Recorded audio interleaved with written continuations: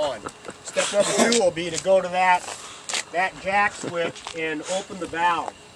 And these switches are directional, so if I want jack up for the front outrigger, I push the switch on the top side, so the jack will go up. So with the outriggers on and the valve open, and that's important, you need to open the valve to give this oil somewhere to go. If I turn this switch on right now, and it's a momentary switch, you got to push it up and hold it. My pump will pump oil. It's going to come flying back here to the valve, and it's going to deadhead, because you haven't opened anything up, and you're going to burn the pump up. Okay, so outriggers on, valve open, pump on. That's the same emergency pump that we've been using on the old 22, but not really using it correctly. It's been turned on and deadheaded, and so that'll take it's the life of the pump down. Same thing. And if you look at the pump, it's the same.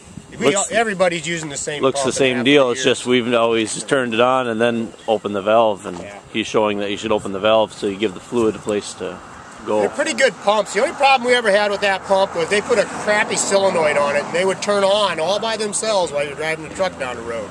And that will burn a pump up, believe me. Pretty quick. But other than that, they've been really, really good, and they changed their solenoid, so I don't think you guys will have any issues with it. So that's an emergency backup pump operation. Your oil tank always has reserve oil in the bottom of it for this emergency backup pump. So even if you severed your suction line that's feeding the pump and dumped all your oil out of your tank, you'll always have oil in the bottom below the suction line to run this system. The only way you'd lose that oil would be if you poked a hole in the bottom of the tank. Yeah. Okay? Any questions on the board? We have an hour meter up here. This is more for the mechanics. It's counting aerial hours. It's not counting any hours when the truck's just sitting here at an idle. It's not counting any hours when the outriggers are in operation. We don't run them long enough to worry about counting those hours. But anytime you operate the aerial, it's activating the hour meter, and it's counting the aerial hours. And they use this for their maintenance schedules. Any questions? So you're talking anytime that you're actually moving the aerial, doing anything with the aerial, or when you have your switch on? No, anytime you actually move a joystick and operate the aerial, that's when. The old hour meters, yeah, whenever you turned on the aerial power switch, it's counting hours. Well, the aerial's not moving.